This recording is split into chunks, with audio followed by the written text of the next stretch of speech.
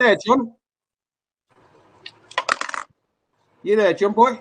Yeah. Can you see me all right? I can hear you. I can hear you. I can't see you. I can hear you. You might have your. I can see you now. We got Sue in. Sue wanted to come on to say hello to you. Hi, Sue.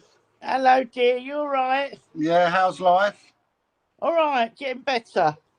Good. Yeah. How's the little dogs? Well, she's a little mare. She went for me the other day, little Moo. But no, she's all right. You know, have you been all right? Yeah. Busy time. It's getting busy again. I'm sort of getting a lot of stuff come my way once again. I'm not doing my own stuff so much, just going on other people's. But yeah, it's been busy. Been busy. Sort of. That's how you like it. Changing times, isn't it? Yes, definitely. Yeah. Well, I've seen a lot of stuff you've done, John. And you're all actually quite busy. You keep popping up. You keep getting invitations to do things. It's like I was in Norwich at the weekend. I got invited to Norwich, and they asked me if I'd speak. I'm not the per se one of the best speakers going, although Spear might turn around and say otherwise. Might turn around and say I can talk for England. But at the end of the day, we go out there and we get invited to these things to put ourselves about because in recognition of some of the people that recognise us. And like as well as when we've done stuff filming in London and outside Parliament, well, I think you've gone and interviewed the cab drivers, the Gurkhas. I think we even interviewed Steve Bray at one stage. But we try to diversify and get a different aspect and different story to what we actually deal with the child abuse and so on, which we are acclaimed for in the fields that we chose to go down. So again, thank you for coming on, John. And I know you're at work, so we might get a little interruption, but that's fine because I'm just pleased that you've managed to be able to get on, and I can respect the fact that you're a probably busy man. So tell us a little bit about where do we start, John? Like when we first got into this, there's one thing we said was we'll never be proven wrong. And it seems to be the case. You're getting more and more things coming out now that dictate that a lot of the problems that we're dealing with is due to with its roots with the inception of child abuse. So, nothing's ever changed. I mean, the Jimmy Savile thing started it off really on a grandiose scale, and then the government inquiry, and we got a lot of survivor groups coming out all saying the same stuff. And has anything really changed? Well, I think it's changed massively over the decade or so that we've been going. People can't deny that the existence and the prevalence of child abuse, and I think it's easier now for people to come out and speak about it. So what we've done has been monumental. I mean, it's there's been no praise and thanks in that respect, but that's not why we did it. We did it to raise awareness and to make it difficult for people to continue to abuse with anonymity, but also make it easier for those that have been hurt to come forward and speak out. But the problem is really the decline in policing standards, and I'm coming at that from a very biased point of view. But I think it's a massive one that needs addressing. We are seeing this erosion of professionalism within our police, and I don't think they will ever put any emphasis or any impetus into instigating any big child abuse inquiries. Like Operation Conifer and Midland, and all the other ones that went on sort of, started around 10 years ago. Because I think, firstly, the police have totally lost skilled officers. They've retired, they've gone, they've had enough of it. And also, more sinister, is I think that our sovereign leader, Prince Sausage Fingers, won't allow these big inquiries to go on. I think he will be an obstacle, and I think that those that caused national embarrassment by exposing child abuse I think people like Mike Veal, the incredibly brave chief constable who spoke out regarding Ted Heath and put together Operation Conifer, it's still suffering to this day, and it's sort of died away. But as soon as Charles got in, as I predicted, it would kick off again, and it has.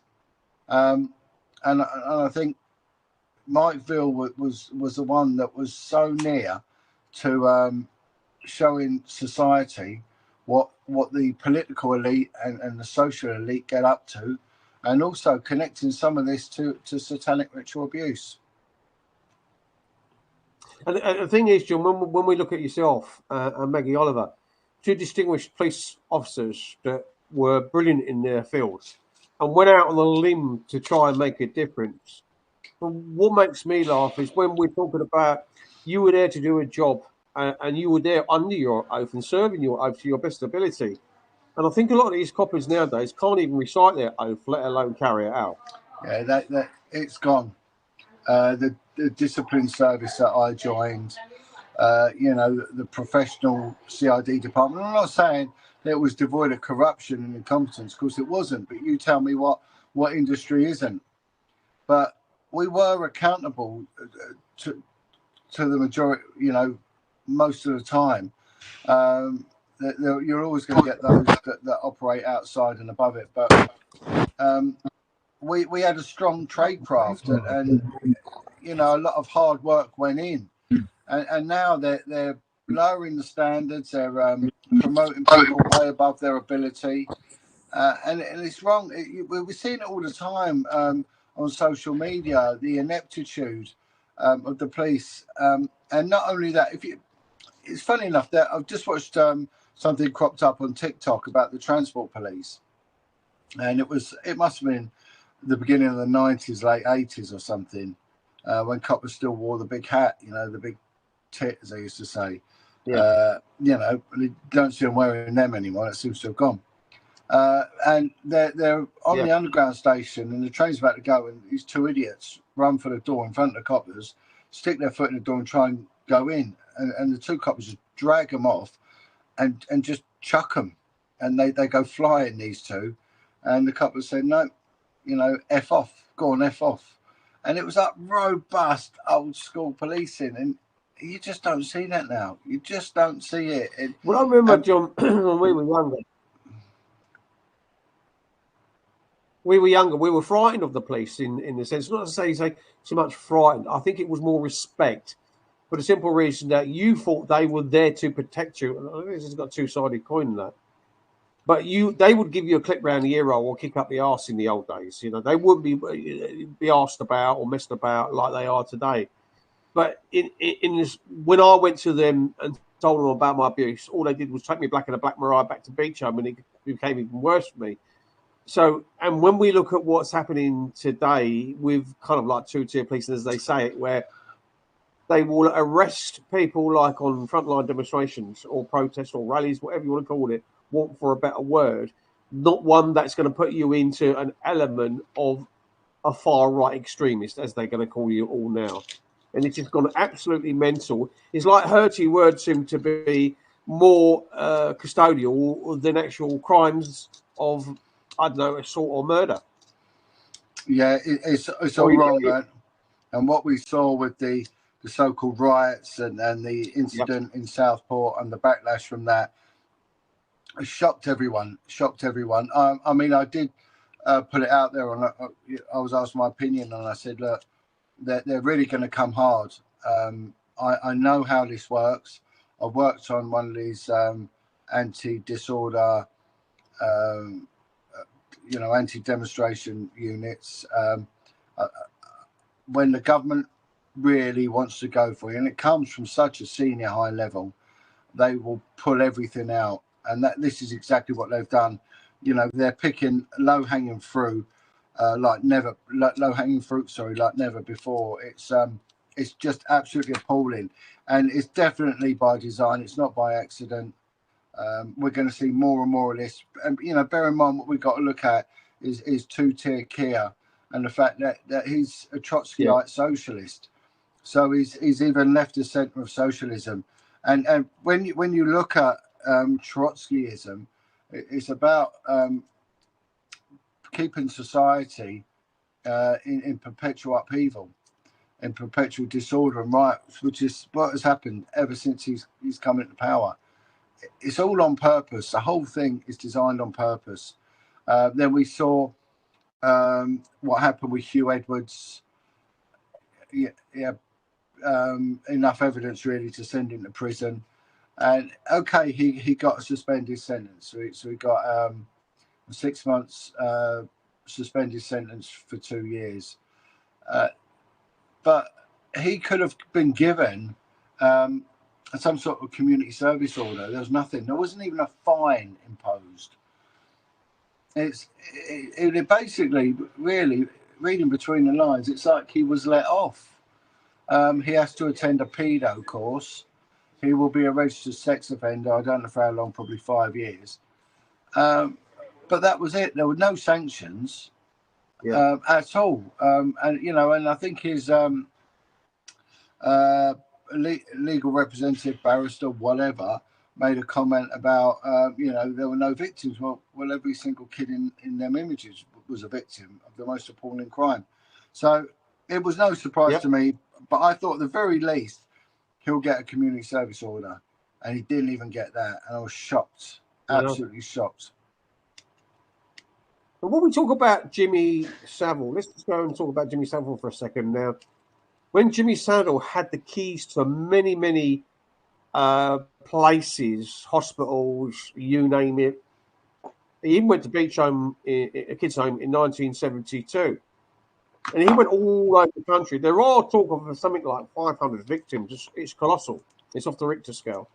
When we talk about him having the keys to all these establishments, it's weird, but the BBC seems to have their foot in the door of a lot of children's homes as well.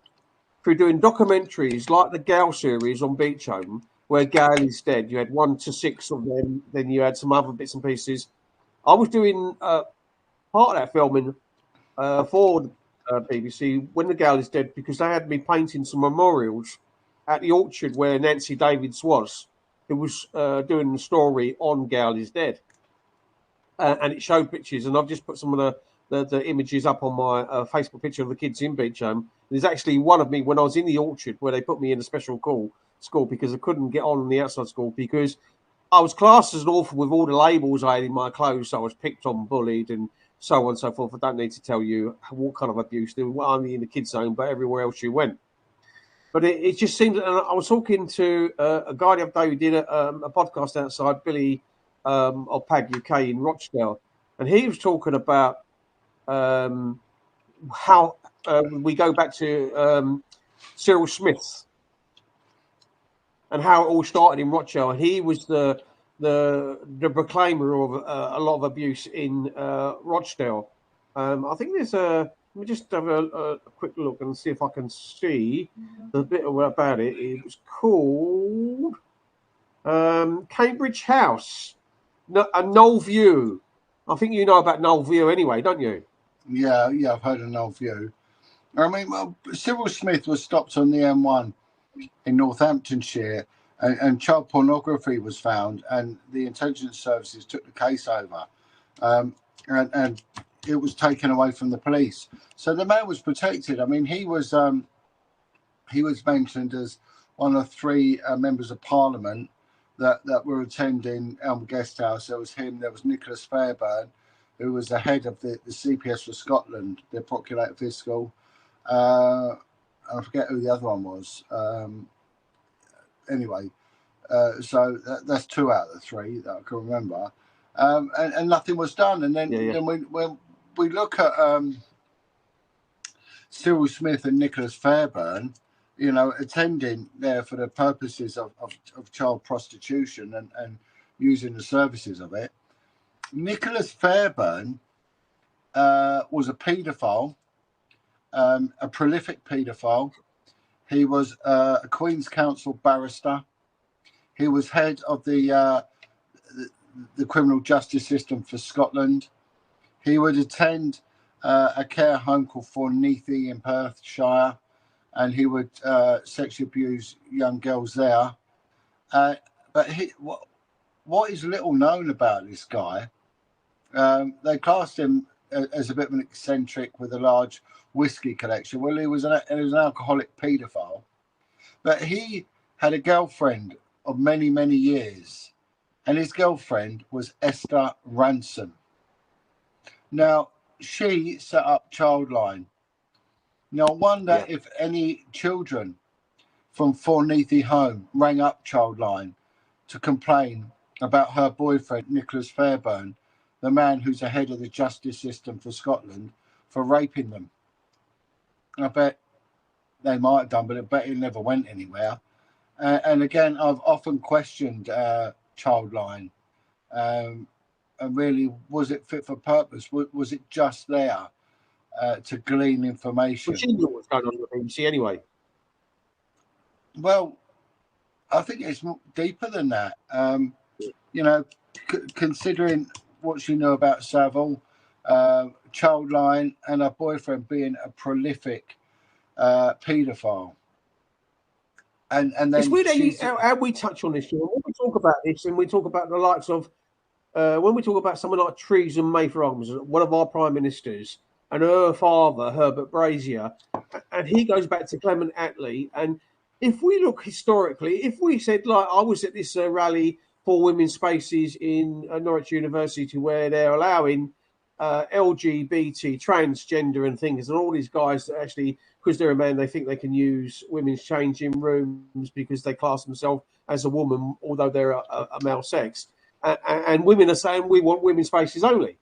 And I went there and I spoke and so on and so forth in Norwich. But the thing today is just getting so crazy how we seem to. If you look at, we can name them. We can name the likes of Quarries. We can name a Witherwack in Sunderland, Brighton, Clare. We can name Kencor, Holy Gren, Beechholm, Beechwood, Shirley Oaks, just to name a few, John. Yeah. But when did the kids ever get justice, John, for the abuse? I mean, these kids suffered psychological, physical, mental damage. They went to prison, as you know. A lot of kids went off the rails, went to prison. They turned to alcohol. They turned to drugs. Their life was intact. Patterns that completely affected their lives. Yeah, and it was going on an industrial. We don't do nothing for our children. And this sort of abuse went on in an industrial scale. You know, at least that there were police units that were set up to deal with that. I don't even think they've got them anymore. I think it's all gone. They've amalgamated, you know, all these units together now.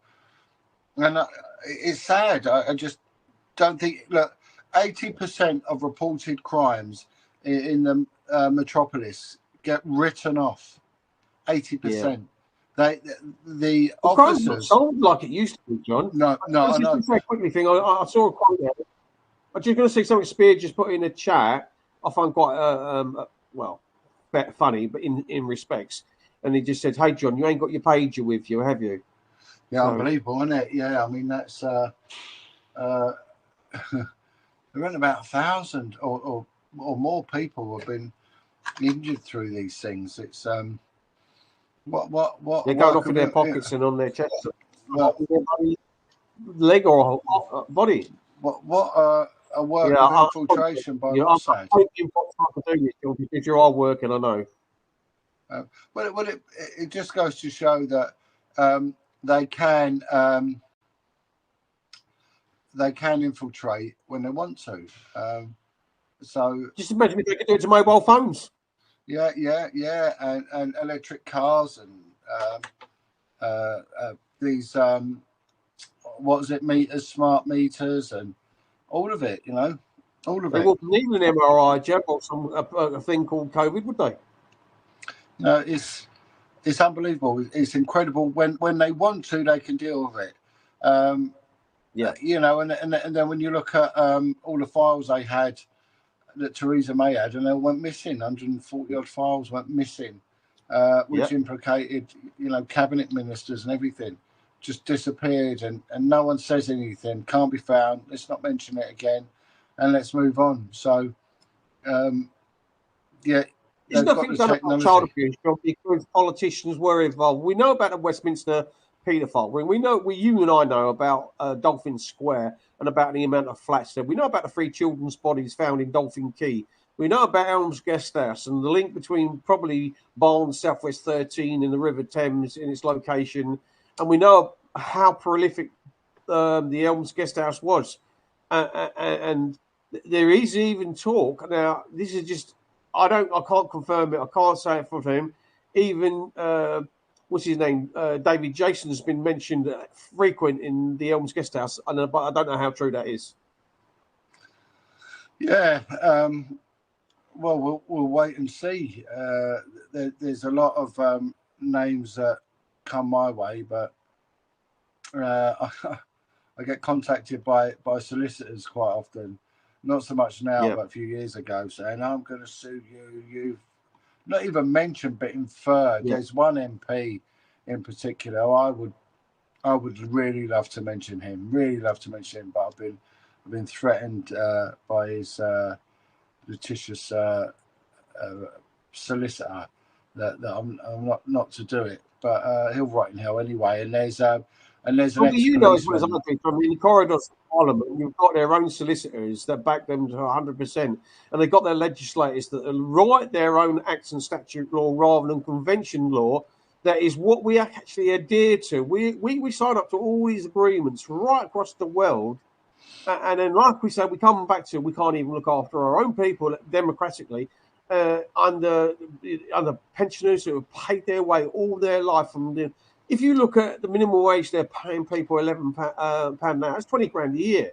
Well, your pensioners, if they're on £1,000 a month, you're lucky if you get 12 grand a year. Yeah, they'll find £450 an hour to pay a barrister and legal aid, and pursue that. You know, they'll find the money when they want to, and you know, even like with a furlough payment, they all said they borrowed it. They're going to have to pay it back.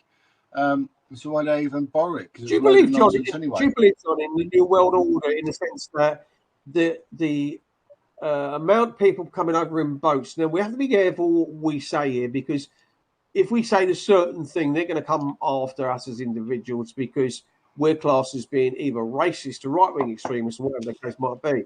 But a lot of these people, we know they're throwing their documentation overboard, right? Who's actually paying for this to happen? Is it being paid by the New World Order? Is it being paid by this country? And then why we're in so much debt is because we are just raking the till, or is there 2 tills? One we put into, one we take out of, and all these politicians have got a lower till where they put their hand in.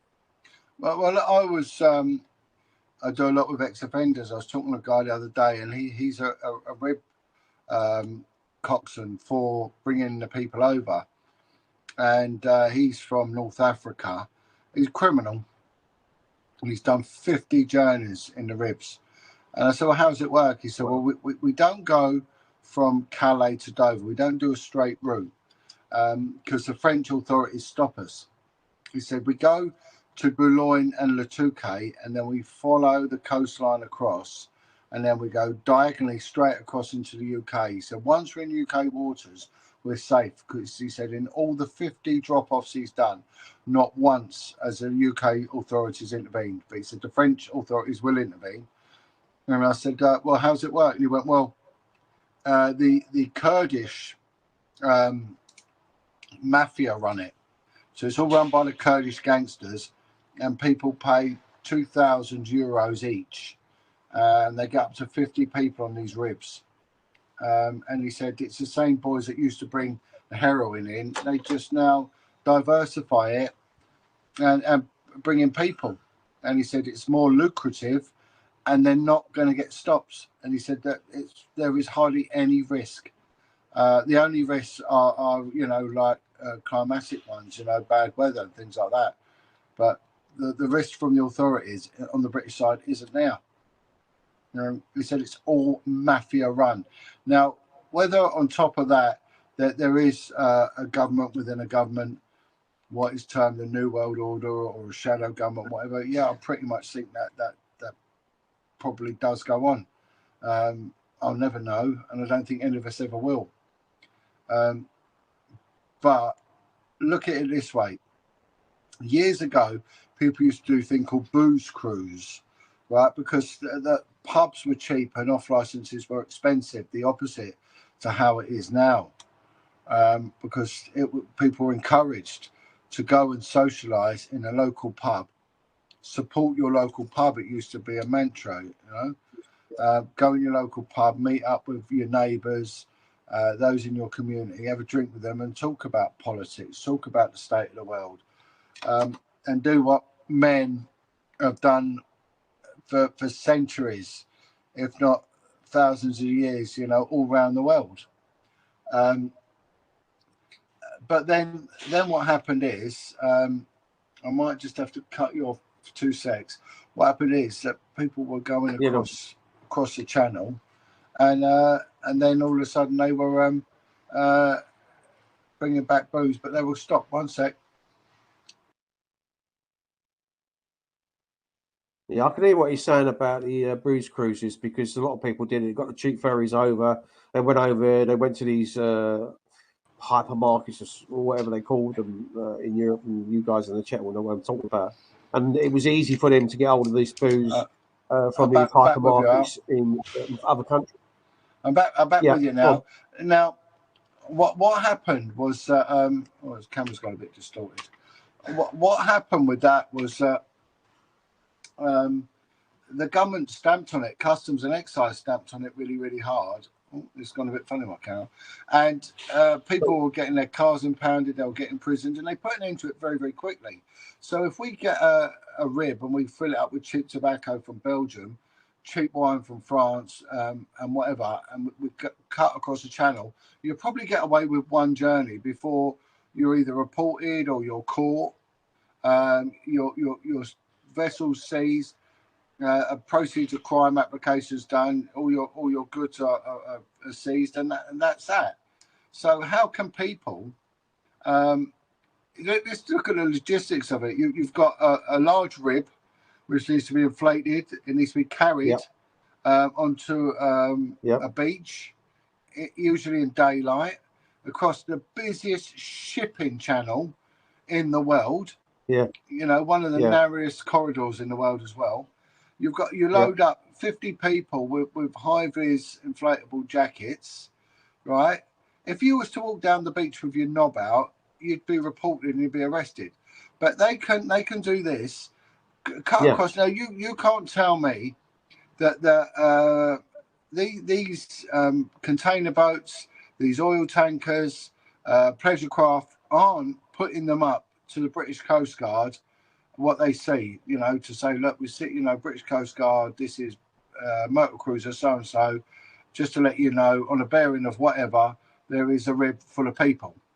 They must be putting them up left, right and centre, you know, and also these things must become a hazard to navigation, so they'll come to the notice of these vessels. They all talk to each other, these vessels, via the VHF radio. They always have to keep reporting in their course, and if they change course, or if a vessel is in their way, they need to know the vessel's intention and everything else. You know, I worked on the water for quite a few years, so I know the rules of it. You know. Yeah, I know you the Thames. The police launches, the Thames boats. You know, and we had to do open water. We had to do a lot of open water stuff. Weren't you, John? Yeah, we had to do a lot of open water stuff as well. So we got to know it. So they're always in communication, you know, and they'd always be putting up if there was canoeists stranded or whatever. So the intel will be going through to Dover Coast Guard or Folkestone Coast Guard or whatever.